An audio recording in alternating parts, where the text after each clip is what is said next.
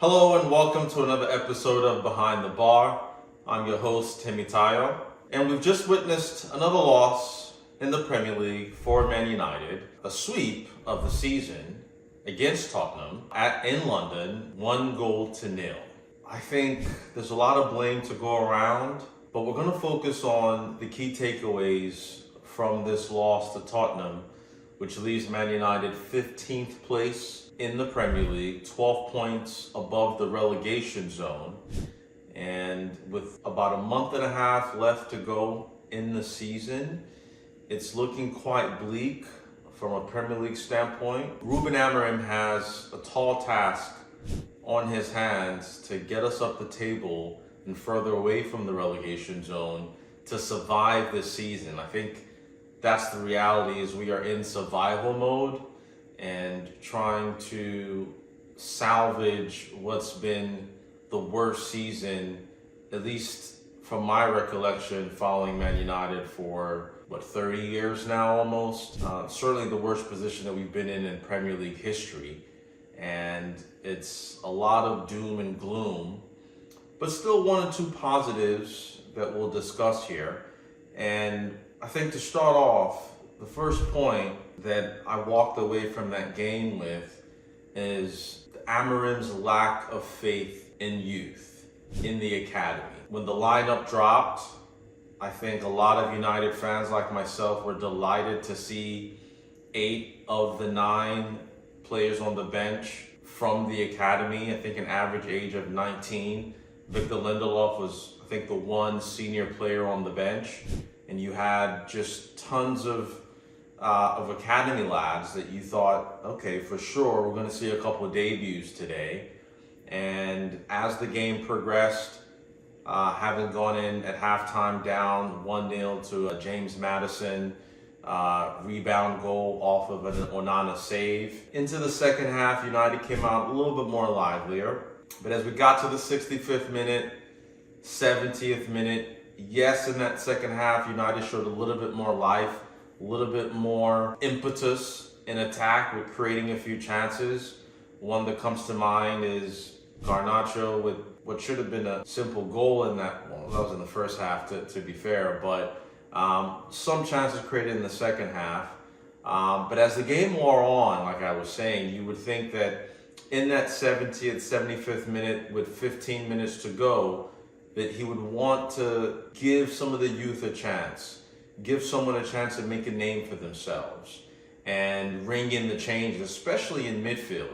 Because playing Casemiro and Bruno in that midfield just did not work. So many holes, so many gaps, and just not enough legs to get around. And Tottenham dominated that midfield completely, and Casemiro was chasing shadows for majority of the game. And having picked up a yellow card at the tail end of the first half, I was almost certain that we were going to see Sekou Kone come into the game for Casemiro midway through the second half, or even Jack Fletcher make his senior debut. But Amorim persisted with that lineup, and in his post-match press conference, he mentioned how that the team had momentum and it felt like they were going to score, so he didn't want to change anything. And ultimately waited till garbage time. I think it was the 90th minute that he finally took Casemiro off for the young prodigy, Chido Obi, who I don't even think got a kick in the game. And so that was very disappointing to see just the wealth of young talent on the bench and not really using them, not giving them a chance to actually affect the game, especially when we needed a goal. Now, I think there's a second part of that equation. There's another side to that coin, in that perhaps Amorim was trying to protect these young players. You know, we've seen young players burst into the scene, and the pressure, the expectation tend to derail their careers. And I think perhaps Amorim was trying to protect some of these young stars and not put them into a losing situation where it could, like I said, affect their confidence. It could build a false sense of expectation. And so I'm hoping that we will still see some of these youngsters in the weeks to come, but just disappointed not to have seen some of these young lads get a chance in the team. My second point, which is more of on a positive side, was seeing Patrick Dorgu make his Premier League debut on the left-hand side, playing on the left wing back. And he was colossal in this game. And I don't think I'm over-exaggerating. I think the stats suggest that he won 7 out of 7 duels. And Tottenham just had no joy coming up on their right, on our left-hand side where Dorgu played. He cleaned up everything that came his way. He was good going forward, set up a nice chance for Højlund in the second half with a nice one-touch pass, which was blocked and went out for a corner. But I think we saw what Dorgu was all about in this game. Defensively, stout, strong, aggressive, and then going forward, promising. Good touches, good passing, and just really showed a certain level that we haven't seen from that wing-back position on both sides of the ball, right? Defensively and offensively. Like I said, he won every single one of his duels. I think it was 7 out of 7, 100%. And he was a rock back there. And so, great masterclass from Dorgu on his debut. And I think he certainly owns that left wing-back position for sure. Amorim talked about how he can play both sides. And we'll give him some grace that maybe on his debut on the right wing back position, being that it was his first ever appearance for United, we didn't see the best of him. But on that left side, against Tottenham, like I said, he was probably the man of the match for me. Maybe outside of Joshua Zirkzee, which is my third point. I think Zirkzee should be given a chance in that number 10 position.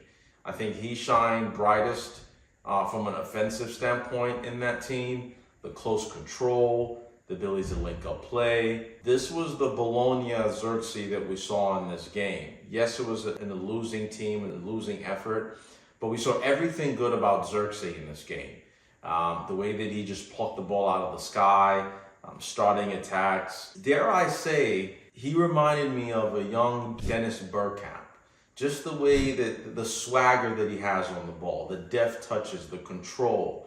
And then, of course, he has the strength to hold off defenders and get the ball out, a couple of nutmegs as well. Just, he's grown from strength to strength. Like I said, he had the goal against Leicester in the FA Cup, and he's followed it up with good performances, and against Tottenham was no different. And I think moving forward, he has to play in that number 10. He's clearly not a striker, but in that number 10 position, in those half spaces between the lines, behind the striker, you can see Joshua Zirkzee giving his best when put in that position. So kudos to Zirkzee for having a great game, and hoping that we'll see more of that in the weeks and months to come. And I think my next point is the injury crisis, right? We thought that with no midweek game, having had the automatic qualification of the Europa League, that the team was going to be able to get that much needed training time under Amorim, getting used to the system, getting a chance to train and develop that understanding between each other. And it was a week of just injuries, right? I mean, Toby Collier was out, Manuel Ugarte was out, Ahmad seems to be out for the season. Lenny Euro was out sick. And so we're really in a tough position when it comes to injuries. Of course, Lisandro Martinez is out for the season as well. Mason Mount has been out. Luke Shaw has been out.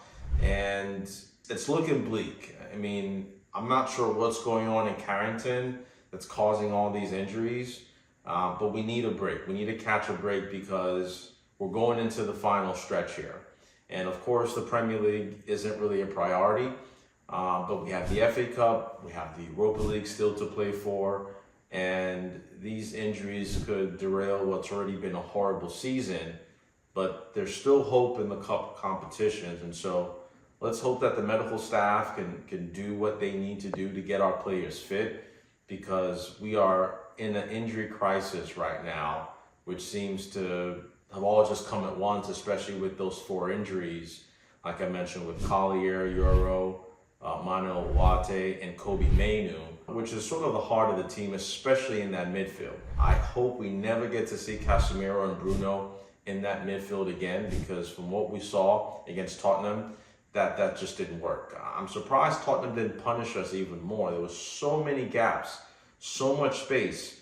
A lot of times we saw Bruno trying to play man with Jed Spence, and it was basically Casemiro left alone, isolated in that midfield, and he just got outrun at every point in time. He just wasn't effective at all. And so hoping that the injury crisis eases up and we can get some of these players back to help in the final stretch. And lastly, I think we just have to come to the realization that it's going to be a bumpy road ahead, right? We have 12 points ahead of the relegation zone, 8 to 10 games left there and about, something like that. And we just need to survive, right? We have Everton up next against our former coach, David Moyes, who's really re-energized, and I think that new manager bounce with Everton is at its peak right now. They've picked up more points since he's been hired than United have under Amorim, which is an indictment in of itself. And they're on a good run right now, definitely feeling confident, and I think it's going to be a struggle trying to get 3 points against Everton next week, against David Moyes, who's going to want to stick it to us. Again, our former coach, not having survived a first full season after Sir Alex, and in a great position right now with Everton, who are ahead of us in the table. And so, not looking good, but like I said, a couple positives with Dorgu, with Xerxes. Hopefully we can get some of these injured players back. And I really hope that Amorim can give youth a chance, right? I mean, our senior players just haven't been up to it this season. We don't really have much to lose. And I think playing these young players can be the spark that the team needs to build some momentum heading into the final stretch of the season and giving us a chance in these cup competitions, which is really all that we're playing for, let's be honest, for the rest of the season. So that's it for me. That's my takeaways from this game. Another disappointing loss. Tottenham, they've swept us now 3 games this season, 2 in the league, 1 in the Carabao Cup. And we got to lick our wounds, pick ourselves back up, and we go again next week. So that's it for me. Thank you guys for tuning in. Please subscribe, like, and share. It means a lot to growing the channel. We appreciate it. Take care. Thank you, and God bless. Cheers.